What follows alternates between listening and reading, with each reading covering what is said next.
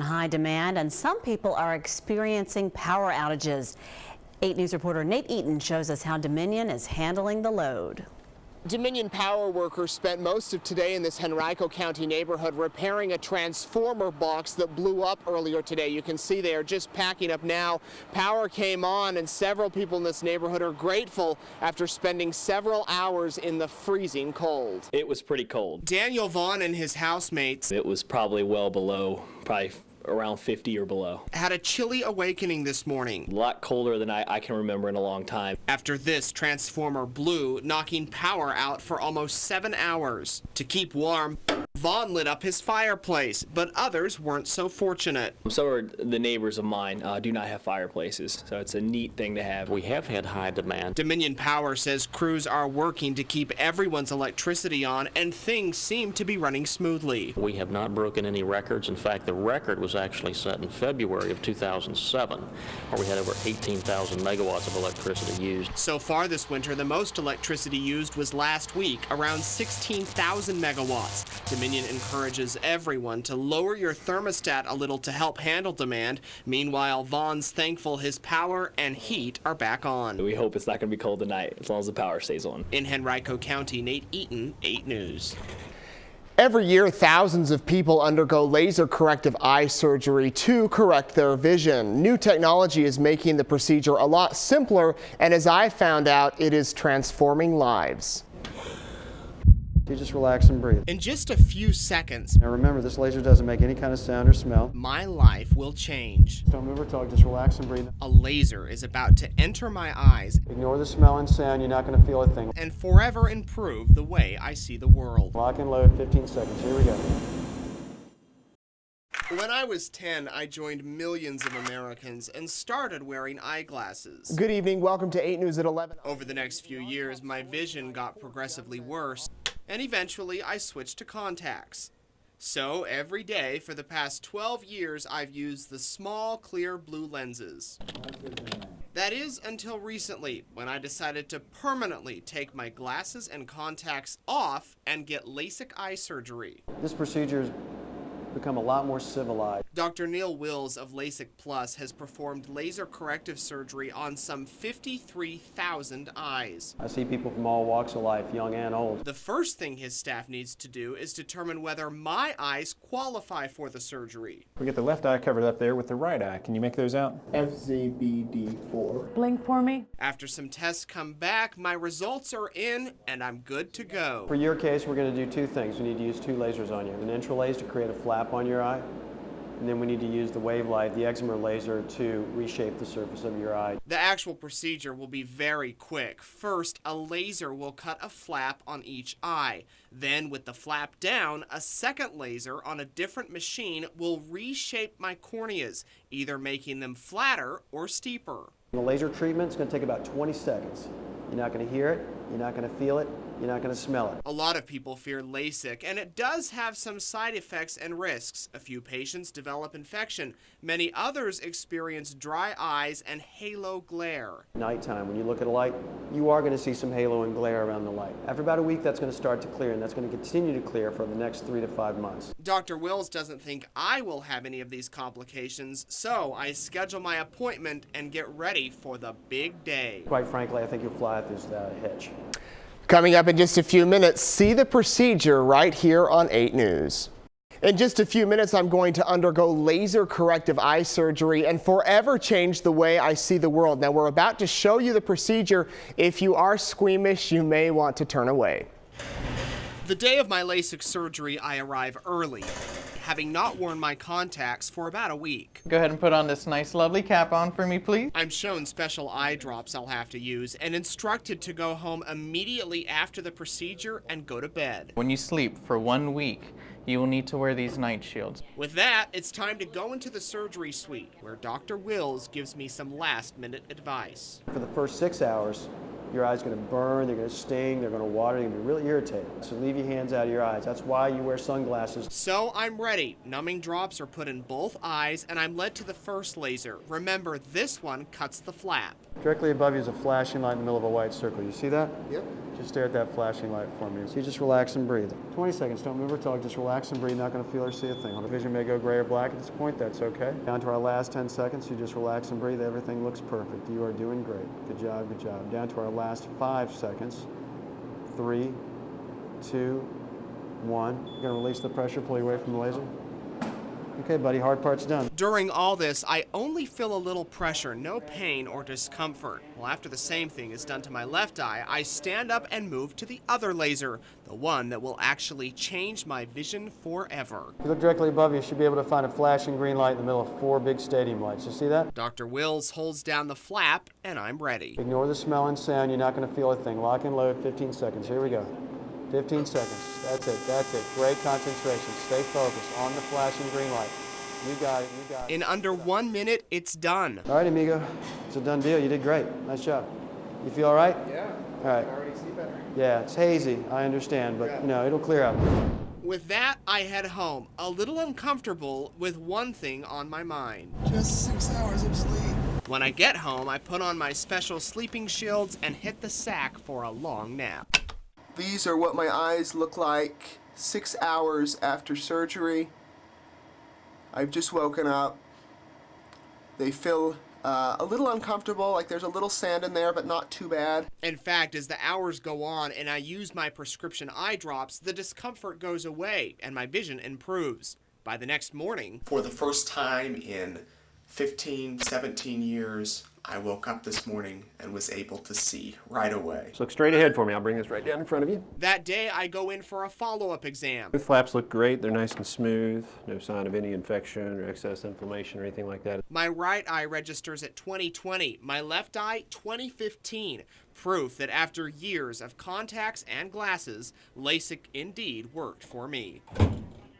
Well, and after about a week of a little discomfort, things were fine, and my eyes were red for about a month, but gradually it went away. This is what my eyes look like tonight. I think we have a shot right there. So they look pretty normal and Pretty. They seem look perfectly. nice. Right. Absolutely. So the big question, of course, many folks now seeing this say, well, maybe I could do that. Yeah. How much did it cost? You know, it depends on your eye and it depends on the laser they use. I did pay for my surgery, and each eye was about $1,000 to $2,000, so it just kind of depends. Well, worth it for you, I'm sorry. Yeah, no, Nate. Is it odd not having to wear glasses? Do you still reach for them in the morning on the nightstand? It was really odd waking up the first few mornings and not putting in contacts or having to put them on, but I sure don't miss them. You not at all, huh? Imagine Not at all. Okay, Not at wonderful. all. Nate, thanks for sharing your experience. No worries, and if you want to see more or you missed part 1 of our report, visit our website, WRIC.com. Important files that you try to delete from your computer may not really be erased, and someone else could uncover them. Tonight, Nate Eaton shows you what he uncovered in an 8 News investigation. Nate? Yeah, Juan, if you're like most people, you get a new computer every few years and get rid of your old system. You may recycle it, give it to a friend or to charity, but do you ever think about what you may be giving away with your computer? After our report, you probably will. Every hour, thousands of Virginians power up and log on to a computer. We use them to surf the net, type documents, create spreadsheets, and save confidential information. These are all pictures. Elena Davis uses her computer daily. I've had it for about a year. It was someone else gave me the computer. It was their old work laptop. That old work laptop has served Elena well. What did you mainly use your computer for? Just for personal stuff, emails and keeping track of bills, things like that. But now she's ready for something new. So she's clearing it off before giving it away. Putting everything into the recycle bin and then I'll empty it out. Elena wants to make sure everything is gone, so she erases her internet history and deletes all confidential information, including saved passwords.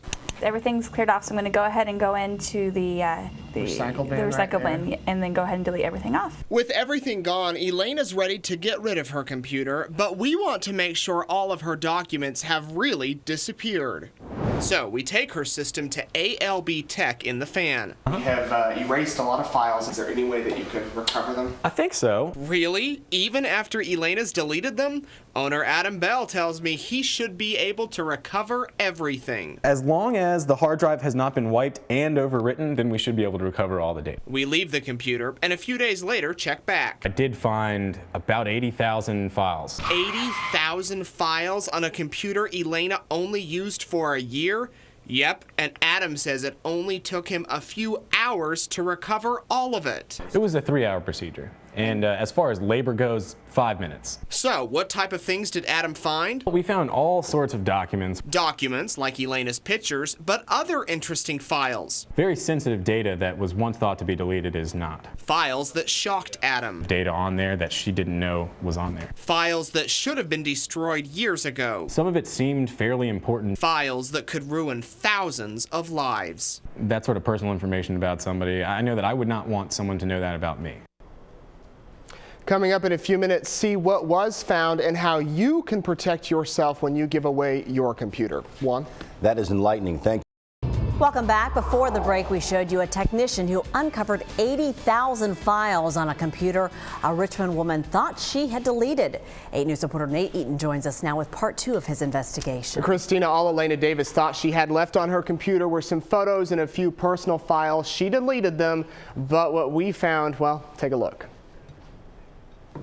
Computer tech Adam Bell first realizes something isn't right when he finds this. 37 pages full of payroll information. Payroll information? Yep, all of it right here. A goldmine for an identity thief and data Elena had no idea existed. Even before she received the computer, it had important sensitive data on there that she didn't know was on there. I essentially found a couple of thousand social security numbers and people's names and races and sex. You heard it, pages and pages and pages of social security numbers and names. Not only that, but addresses, job titles, pay sheets, personal information that should have been destroyed years ago. We can see tons of people's names and information and social security numbers and their payroll information. All of the information is from California. You can see right here, Oscar Castro was a journeyman making $8 an hour. Derek Dawson worked as an apprentice and also earned $8 an hour.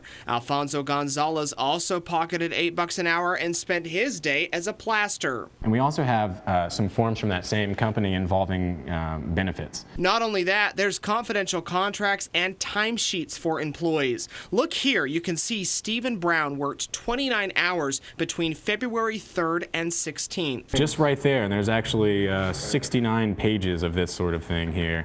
These documents show the previous owner of the computer was probably an auditor for construction companies. Obviously, the previous owner did not wipe the hard drive. The previous owner definitely deleted their personal information, but all that entailed was moving it to the recycle bin and hitting empty. That isn't good. Had the laptop ended up in the wrong hands, who knows what would have happened. What's really scary is anyone could recover this data and sign up for a credit card. The possibility of identity theft is very large. With all of this stunning information, Adam wipes and rewrites over Elena's hard drive, assuring everything is really gone. And we take it back to her. He was able to recover about 70,000 files. Oh, wow. In 3 hours. Dang. At least 150 pages of social security numbers.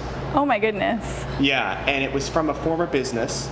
It was all their payroll information. Elena can't believe it, but tells us that the previous owner was indeed an auditor. They took the computer, this one, once she got her new computer, and they had it cleared, and then she gave it to me. So they told you it had been cleared? Yeah, they thought all the documents were gone off of it. Elena says this has taught her a lesson. When you delete those files, they're still there. It's not as safe as I would have assumed. And she will now make sure her computers are completely wiped. That's scary, definitely. Something Adam Bell says must be done. The threat is very real. Or your life could be put in jeopardy. It makes me worried about anything that, my personal information, that it could be out there stored in computers.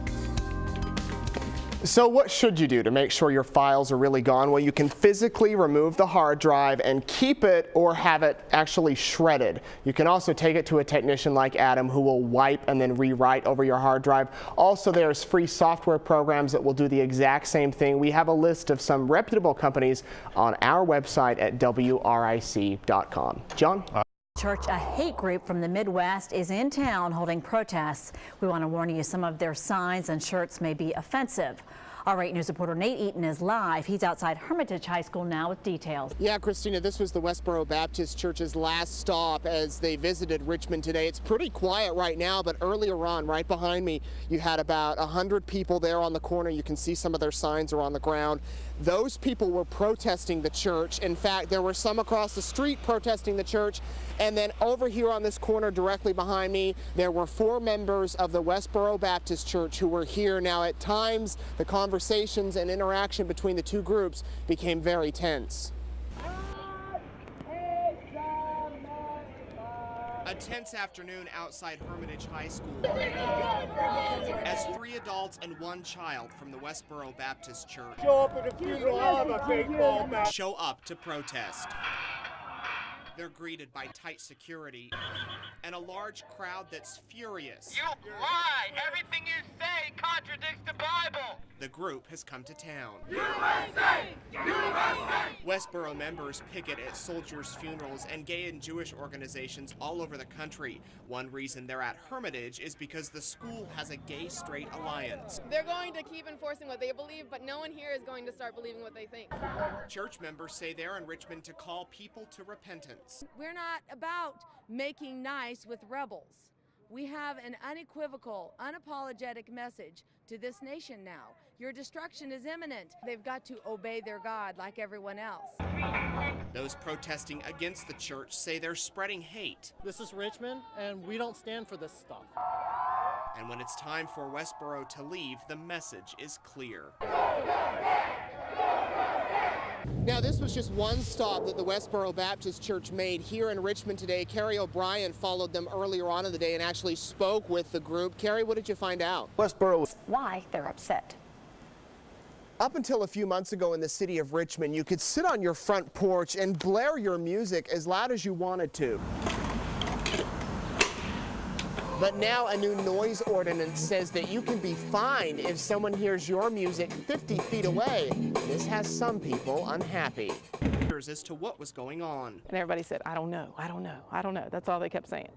Tonight I spoke with the CEO of Union First Market Bank. He tells me when the 16,000 bill pay accounts were transferred over to Union, a small portion, about 1,000 of them, were contained within a bad file. It's that small portion that's having the problems. As soon as over the weekend, have Richmond police on high alert tonight. As 8 News reporter Nate Eaton shows us, the thieves got away with GPS units in parked cars.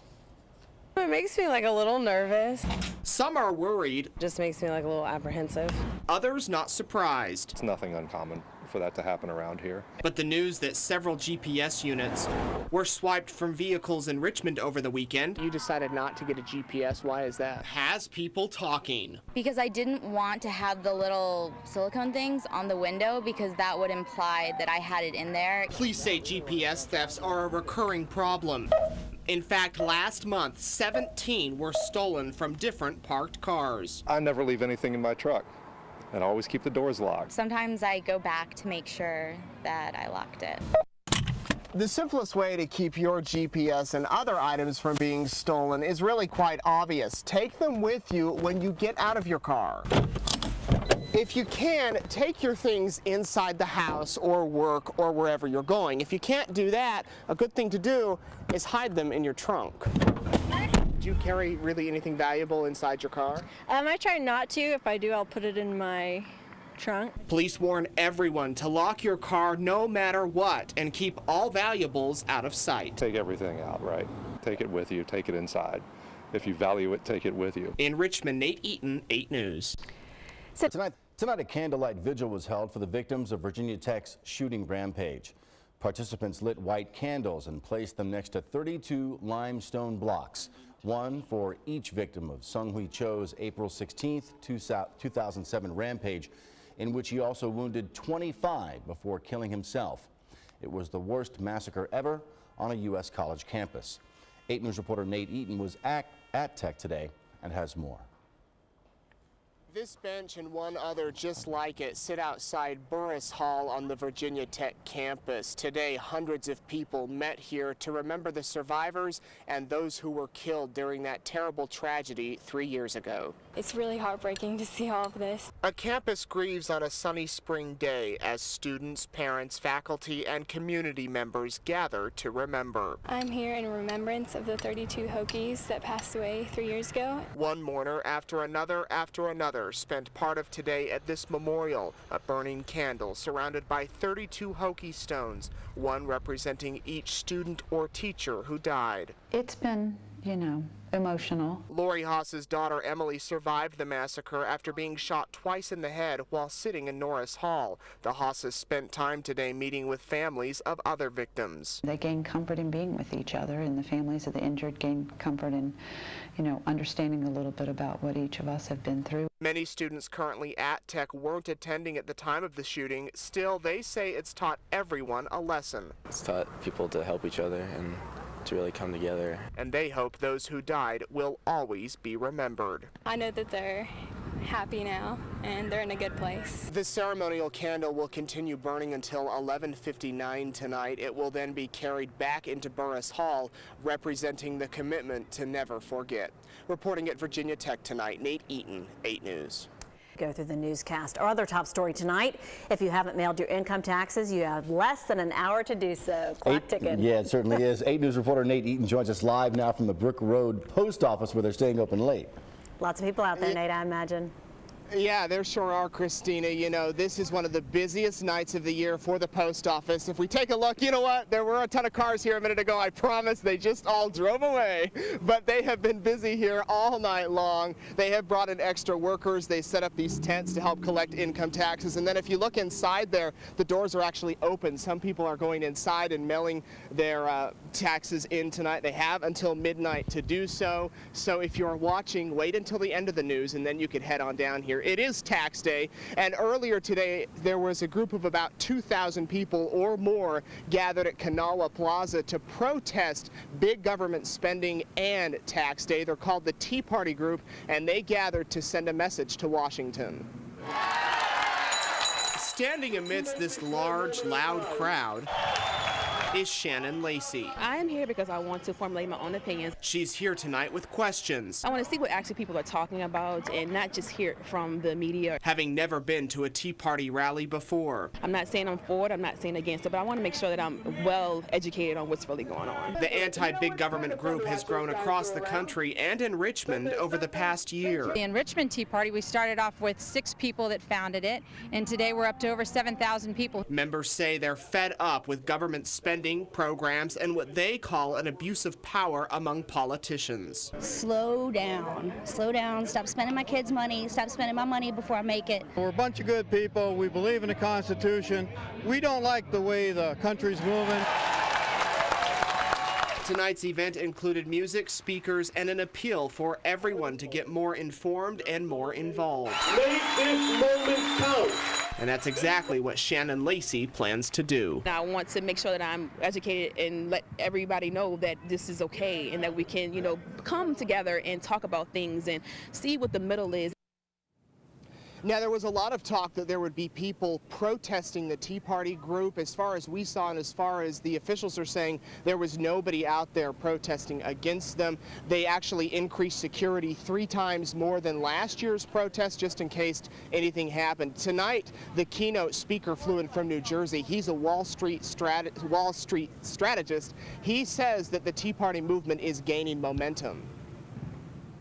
People want to be heard more than ever before, and this is where a person who can go draw a sign, express their feelings, and just find like-minded people. So And the Tea Party group plans to continue movements across the country. Back here live at the post office, you can see people dropping off their forms. Again, you have until midnight tonight to get those in. Reporting live tonight in Richmond, I'm Nate Eaton. Thanks for being with us tonight. I'm Nate Eaton. We begin here in the Weather Center with Jason. It's been a dry April, but we got some rain today. Yeah, we did get some rain. We had a lot of clouds, not a lot of rain this afternoon, but we have definitely more rain to come overnight tonight and as we end up the weekend and even as we begin the work week. In fact, looking at your... All right, Jason, thank you. We have some breaking news right now to tell you about. The Coast Guard and Henrico County's dive team have just called off a search in the James River. It happened here near Deep Bottom Road around 3 this afternoon. The Coast Guard received a distress call from a boater saying, quote, "We're going down." Authorities then lost touch with the boat and have been on the scene searching the past few hours. The last information they got was their coordinates before they lost transmission. Coast Guard called us, since we're the closest unit to the area, and gave us the GPS coordinates. Authorities believe somebody may have stopped by and helped those boaters out, and after nothing was found in the search, crews from multiple jurisdictions decided to call it off. We will continue to monitor this story and bring you updates as we receive them.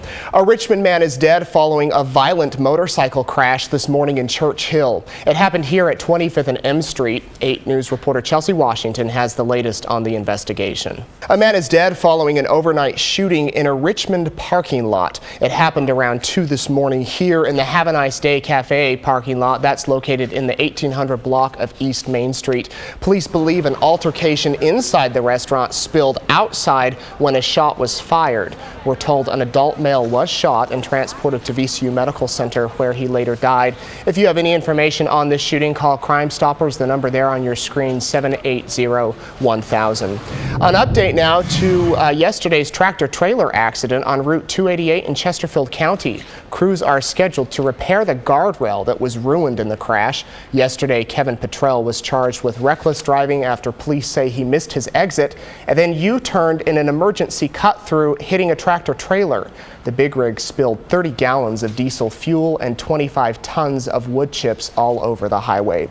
Continuing coverage tonight on the auto industry, President Barack Obama is calling for an overhaul to the country's economic system. He says it must happen to avoid a repeat of the crisis that crippled U.S. automakers. In his weekly radio and internet address, Mr. Obama said the auto industry is recovering, but it will take more time for the overall economy to improve.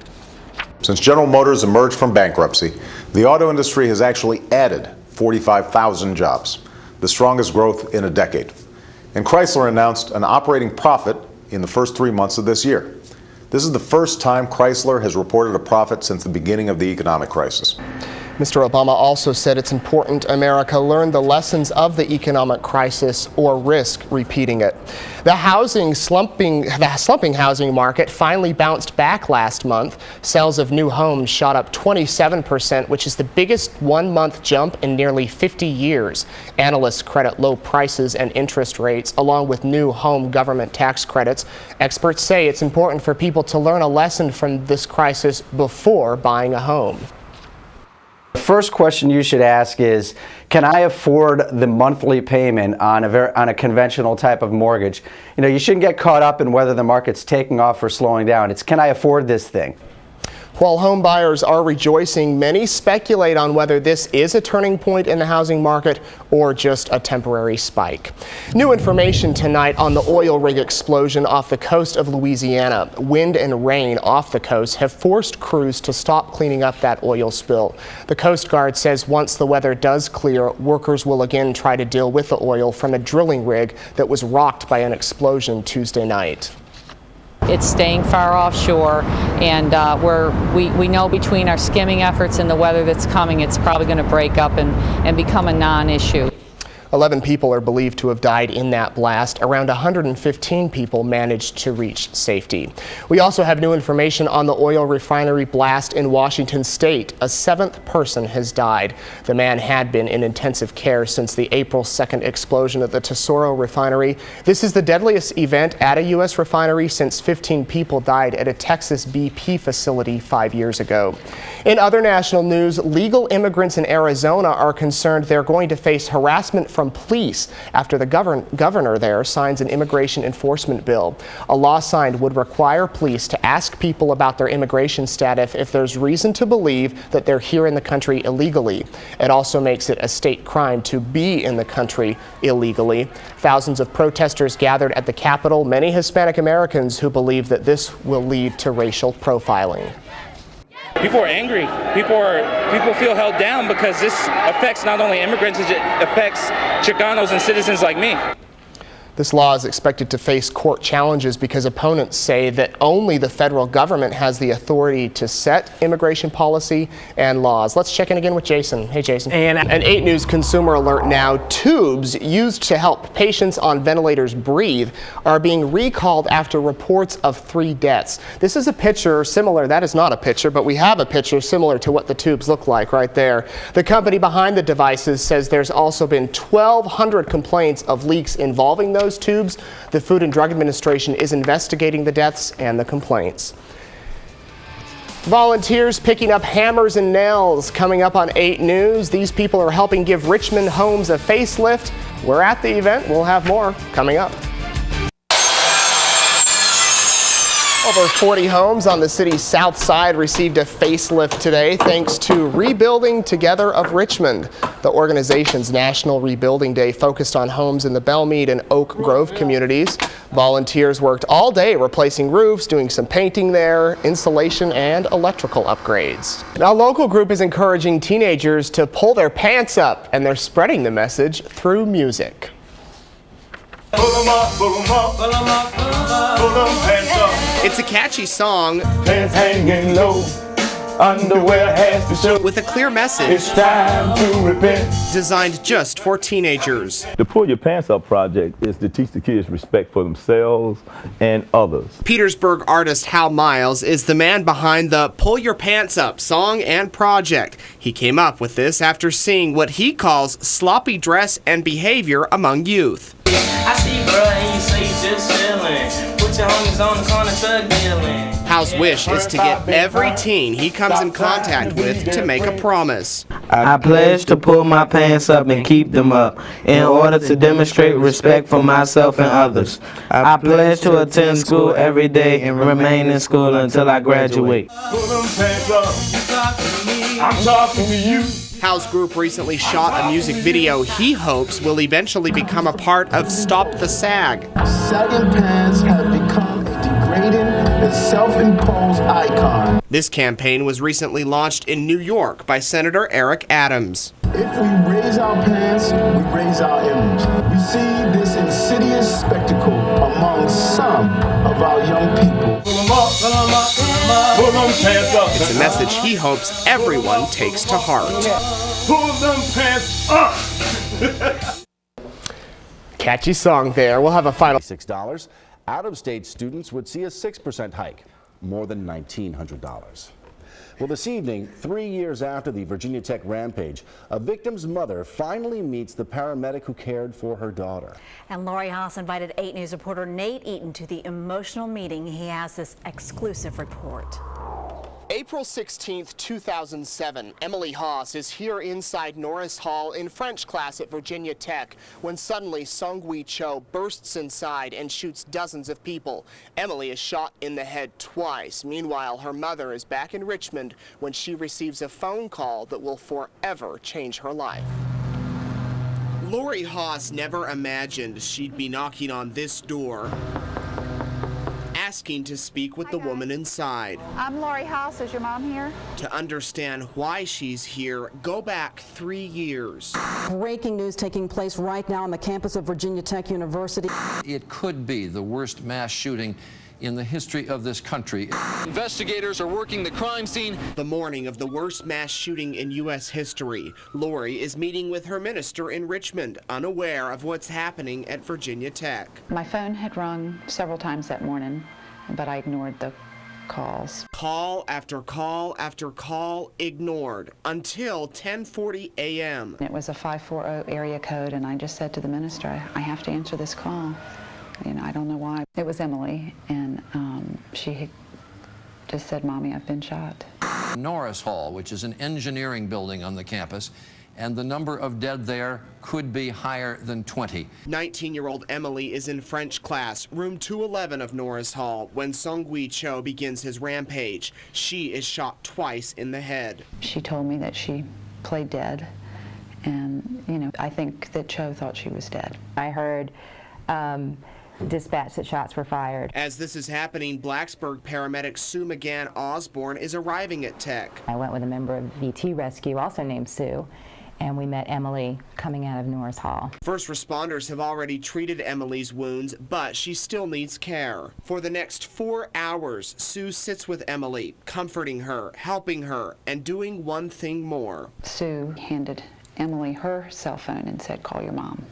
She needs to hear from you." Can you imagine being a parent and turning on the news and wondering where your child was? That call becomes a lifeline to Lori and her husband as they frantically drive the 200 miles to Blacksburg to get to their injured Emily. She called several times during the trip, but at some point I said, "Emily, and she said, this is the EMT's cell phone." Since the tragedy, Lori and Sue have spoken on the telephone but never met. Hi.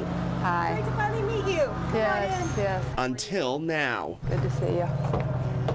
Oh, I need to go home. Sue's glad to meet Lori as the paramedic has often thought about Emily. It's nice to stay connected because I often wonder how she's doing. I wonder how her friends are doing. She was a real trooper.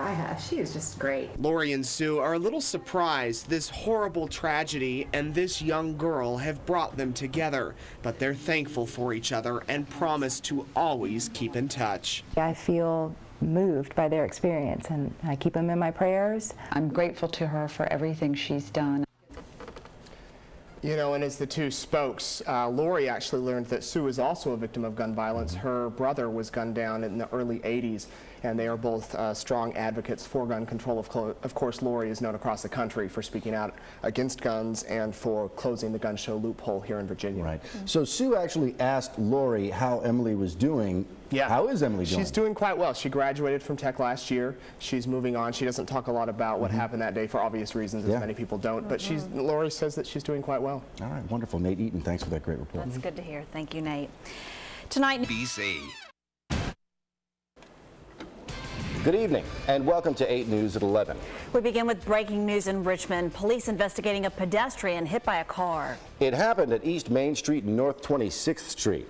8 News reporter Nate Eaton joins us live from the scene now with the latest. Nate? Juan, we have just